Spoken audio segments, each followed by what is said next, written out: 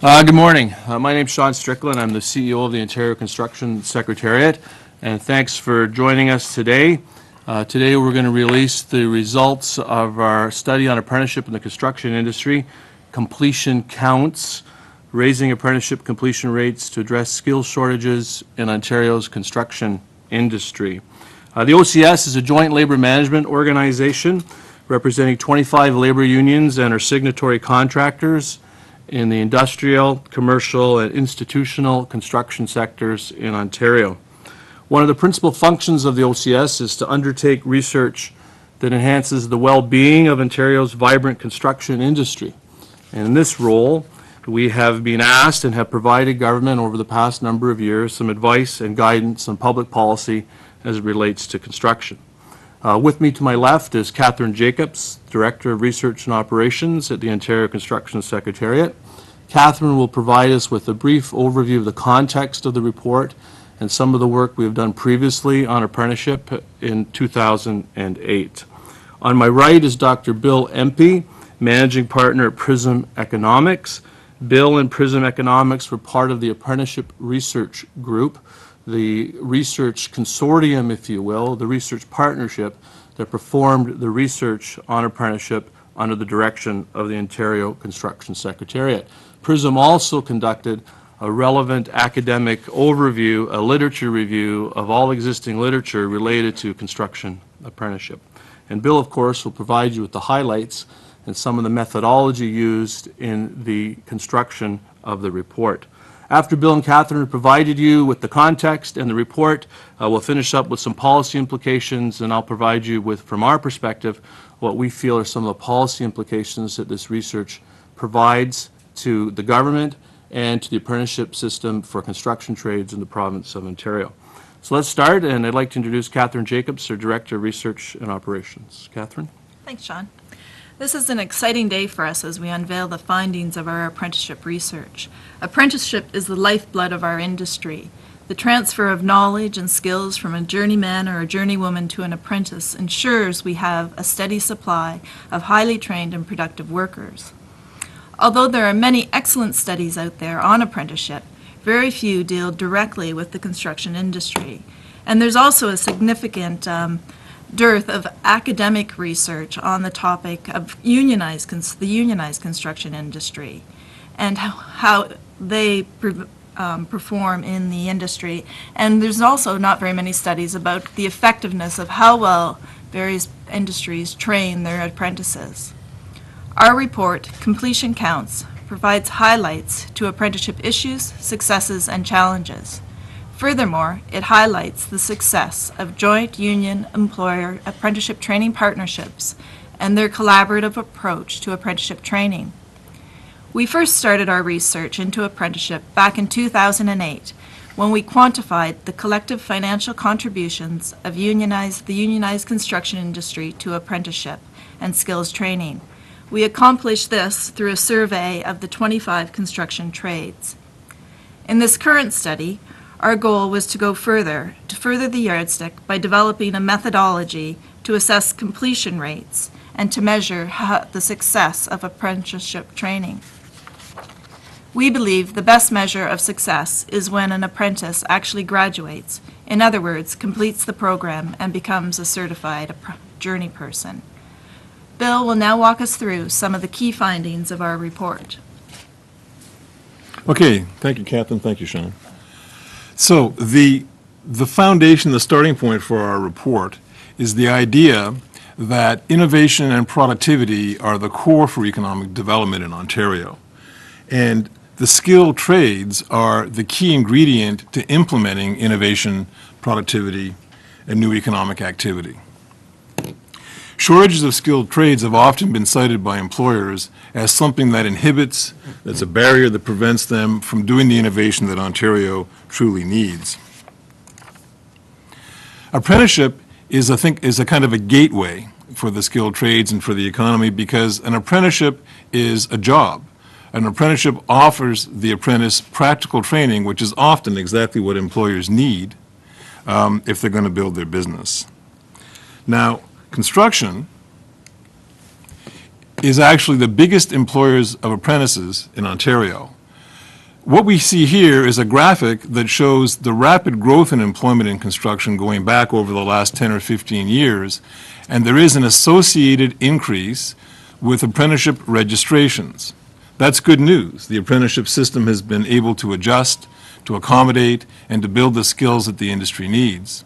The challenge, though, is represented by the bottom line. This is the number of graduates, the number of journey persons who are finishing the apprenticeship program, and here you can see completions have lagged. That's the theme that Catherine was speaking about. Completions count. What we want to do is build a system where the return on investment in apprenticeship training is reflected by fully qualified journey persons.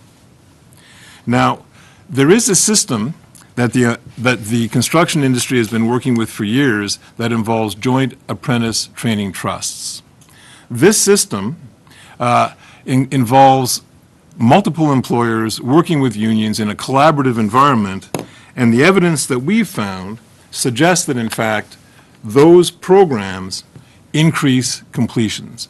Those programs, that particular formula of joint labor management training, has a success record that other apprenticeship formats don't have. One of the things that you see as a consequence of that is a really rapid rise in registrations in the Joint Apprenticeship Training Trust system. Up to 2011, 2012, there's been a 185% increase in registrations in that system. Enrollment is growing because employment is growing and because the joint training trusts are an effective way of doing the training.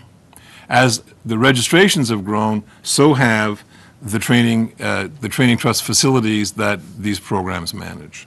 You can see in 2008, in a first round of research that we did in this area, the Joint Training Trusts were responsible for about 65 training centers. Since that time, when we reassessed what the Joint Training Trusts are managing, we found the number had increased to 95 in 2012.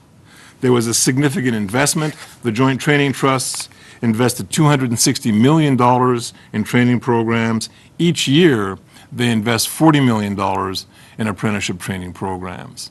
This investment pays off. It increases the number of apprentices who are completing. So if we move to the graphic that shows the completion rate, you can see actually the return on investment.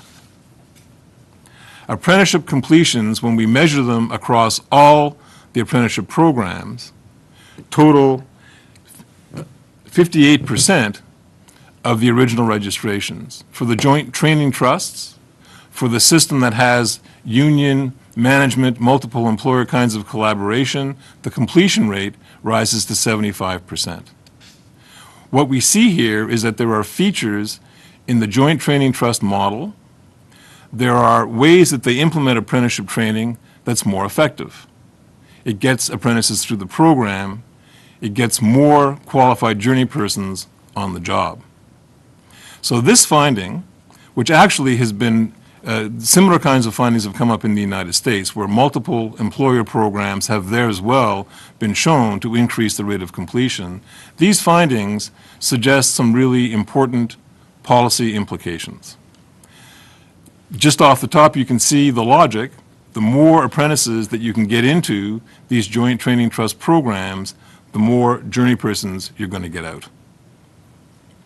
Okay, Sean? Great, thanks, Bill. So as you can see from the findings of our research, that the Joint Apprenticeship Training Trust model, the multi-employer approach to apprenticeship training, is delivering good, solid results. So when you compare that to a single employer approach, that the completion rate is significantly higher using a multi-employer approach, which is adopted by the Joint Apprenticeship Training Trusts. So in terms of specific policy implications, what this means for the government, particularly in the situation we have in our economy right now, and there's a lot of focus being paid to youth unemployment and training and creating more opportunities for youth. Youth unemployment is stubbornly high. And so how do we provide more opportunities to youth? And how do we provide opportunities, not only in the sense of providing more opportunities, but providing opportunities that deliver results? And that is cornerstone of our key messages to policymakers with respect to apprenticeship training. And specifically, when you look at some of the things that are underway right now in terms of the Canada Job Grant, we're looking, and we would suggest to the provincial government that they would look to partner with the federal government to be a partner in the Canada Job Grant. I think that would be a good incentive. We think that's a good incentive for employers and employees to work together to provide more opportunities for people to get into apprenticeship and to get into the workforce. We also think that the union-employer partnerships are effectively delivering these kinds of programs that the Canada Job Grant is emphasizing because of the very nature of it. You know, it's one thing to say we want to create more apprenticeship spots and we want to provide more opportunity for youth, but the real value added is when you complete apprentices. So let's create those opportunities, but let's the amount of money we invest as a government, as a society, into programs that deliver results. The Canada Job Grant, the approach of employees, employers, labor delivering apprenticeship programs is one that the unionized construction industry in the province of Ontario is already employing. Procurement, we think procurement is a tool that all governments can use to provide more opportunities for apprenticeship. In the oil patch, for example, in Alberta, many of those large industrial oil companies have requirements for contractors that they employ a certain percentage of apprentices who are in first year, second, third term, and fourth term, and so on. The federal government is looking at this through their procurement practices for federal government projects. We encourage the provincial government to do the same. In last week's budget, they did mention that Infrastructure Ontario is looking into their procurement practices and seeing if they could structure it so there's more opportunities for apprentices. We think that's the right way to go, and we would suggest that the government not only do that with Infrastructure Ontario, but extend that beyond to some transfer payment agencies for construction projects and school boards, municipalities, and so on. So creating opportunities, but also structuring a regulatory framework that mandates, we provide opportunities, we take government dollars, we spend it on construction, let's use that to the best way we can to create opportunities for our youth and to drive apprenticeship into the future. And that is really the third component of it. If there's one theme that's going through all of this, I talked about the Canada Job Grant, procurement in terms of specific policies, but also leveraging government dollars in this fiscal environment that we are in right now. It's important to recognize that when you invest in apprenticeship, let's invest in programs that deliver the results. And we represent the unionized construction industry, but this is about more than that. This is about public policy that recognizes a different way of delivering apprenticeship programs. And that is related to the multi-employer approach. So if you're going to invest in apprenticeship programs, invest in programs that have higher completion rates, that deliver results, and our research indicates the best way to do that is through a multi-employer approach to apprenticeship. And so those are the three kinds of specific examples that we would suggest to the government on how to address the apprenticeship challenges related to apprenticeship, focusing on completions. And so that is the gist of our message here today. We heard from Catherine about the context, Dr. Bill MP about the research that he performed, the results of that research clearly indicating the Joint Apprenticeship Training Trust model delivers results. Multiple employer approach to apprenticeship training is the way to go, and that is effectively the message we'd like to deliver to all policymakers and all parties here at Queen's Park. So I thank you very much for coming today. On behalf of Catherine and Bill and all the stakeholders of the Ontario Construction Secretariat, we'd like to extend our thanks and also to deliver a message to the government and policymakers that we're here to help.